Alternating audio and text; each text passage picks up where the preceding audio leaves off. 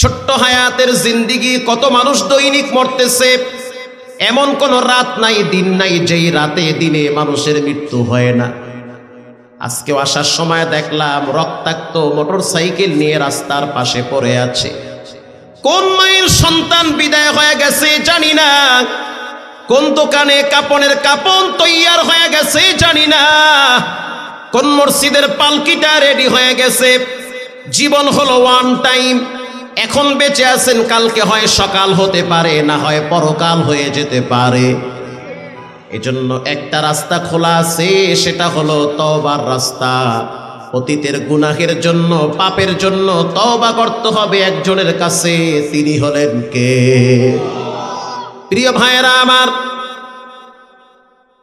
তাহলে জান্নাতে যেতে হইলে অনেক আমল লাগে না?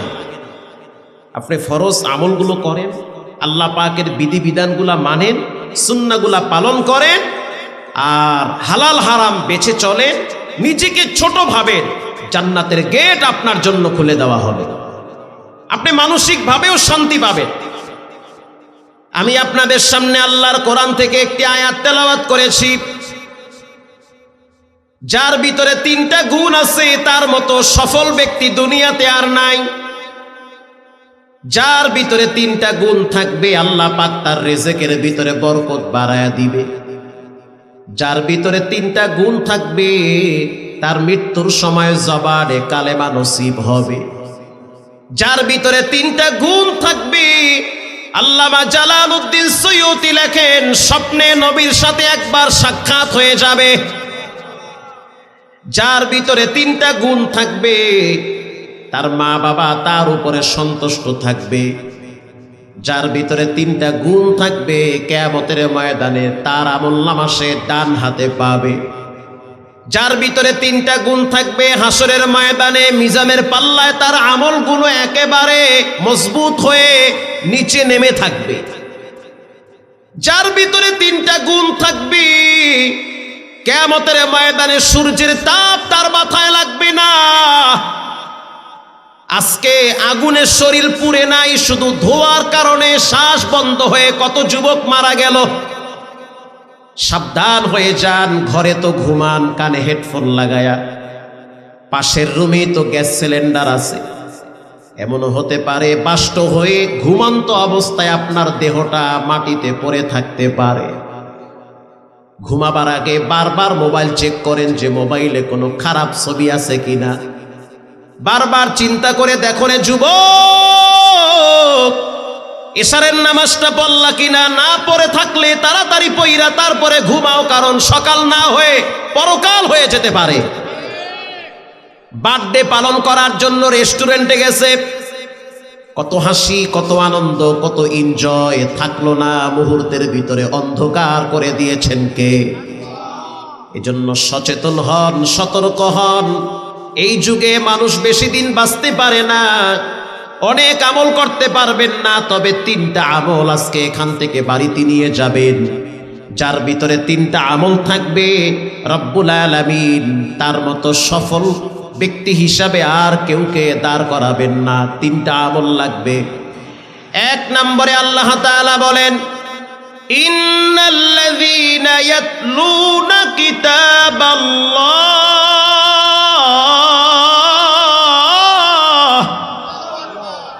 এক নম্বরে যার ভিতরে আল্লাহর কোরআনের তেলাওয়াত থাকবে। সুবহানাল্লাহ বলেন। এই বক্সের আওয়াজটা আর একটু দেন, একটু মোটা করেন সাউন্ডটা দেন, হালকা বেস দেন, রিভার্ব দেন, টাউন ভলিউম দেন। আমি সেপ্টেম্বর থেকে চিল্লাই, আমার গলায় এখনো টন টন করবার লাগছে। মারহাবা।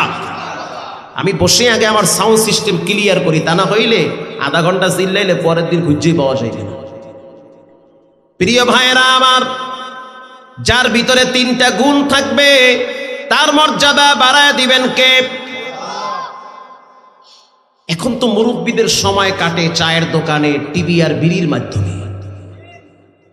এটা আলহামদুলিল্লাহ আপনাকে এই কুমিল্লায় নাই, আমাকে কুয়াকাটায় আছে, আছে, অভাব নাই। এদিকে মসজিদে আজান হচ্ছে, মডেল মসজিদের ইমাম সাহেব দাঁড়ায় গেছে, মুয়াজ্জিম সাহেব সেও দাঁড়ায় গেছে। ওদিকে দেখি চার দোকানে এতগুলা দাড়ি নিয়ে বইয়া বইয়া বিড়ি খায় আর চা খায় আর টিভি দেখে। আবার একটু পরে দেখি হেই ওই আলেমদের সমালোচনা করে, আছে না নাই? এই মানুষগুলাই জুমার দিন সুন্নাত বাদ দিয়া আর একজনে জোতা লইয়া বাড়ি দৌড় মারে। এরাই মিষ্টি পাইলে মসজিদের সামনের কাতারে টাইট হয়ে বয়া থাকে, আর বিরিয়ানি পাইলে তো কথাই নাই, মাইয়ে বলা সব মসজিদে সিরিয়াল ধরায়। কথা আসতে বলবেন না, জোরে বলেন ঠিক না ব্যাঠিক? ঠিক কথা। রাগ করেন না, মাফ করে দিয়ে। মুরব্বীদের সময় কাটে চায়ের দোকানে বিড়ি টানতে টানতে মরে, কাশতে কাশতে হসপিটালে এসে রক্ত বাইরেতে আছে। কি মরণ রে, বিড়ি খাইতে খাইতে মরে, মরণ। আবার এমনও যুবক আছে হুন্ডার পিকআপ বাড়ায় দিছে, সোজা রাস্তায় বেকা বেকা কইরা হুন্ডা চালায়, আছে? পিছনে চায় দেখি এটা কি, লেডিস না জন্ডিস? এজন্য সাবধান। কানে হেডফোন লাগাইছে, খবর নাই পিছন থেকে ট্রাক এত হরেন দেয়, হুশই নাই, এ মজ্জে গেছে গা। ডাইনে কাইট করছে, আর একটা জায়গায় মাইরা দিয়েছে, জায়গায় ক্যাট করে উঠছে। হুন্ডা এক জায়গায়, হেডফোন আর এক জায়গায়, মোবাইল আর এক জায়গায়, আছে না নাই? কি ফার্স্ট ক্লাস মরণ! তুমি শহীদ হয়ে গেছো গা। মরণটাকে এই যুগে মানুষ সবচেয়ে বেশি মরে গাড়ি অ্যাক্সিডেন্টে, স্ট্রোক করে, হঠাৎ হঠাৎ মারা যায়। আর মৃত্যুটা যদি এমন হয় যে আল্লাহর জিকির করতে করতে মৃত্যু হয়েছে, তাহাজ্জুদের টাইমে আল্লাহকে ডাকতে ডাকতে মরণ হয়েছে, রমজান মাসে সেহরি খাওয়ার পরে কোরআন তেলাওয়াত করা অবস্থায় মরণ হয়েছে, মারহাবা। প্রিয় ভাইয়েরা আমার, মুরব্বীদের সময় কাটে চায়ের দোকানে, আর যুবকদের সময় কাটে পাবজি, ফ্রি ফায়ার, টিকটকে। জামালপুরে গিয়ে দেখলাম পাশাপাশি দুইটা কবর। মেলান্দ এলাকার চেয়ারম্যান সাহেব বলল, হুজুর এই দুইজন এখানে শুয়ে আছে, দুইজনই যুবক, দুইজনই ইন্টার কমপ্লিট করেছে। মেলান্দো রেল লাইনে বসে বসে পাবজি গেম খেলাইতেছে।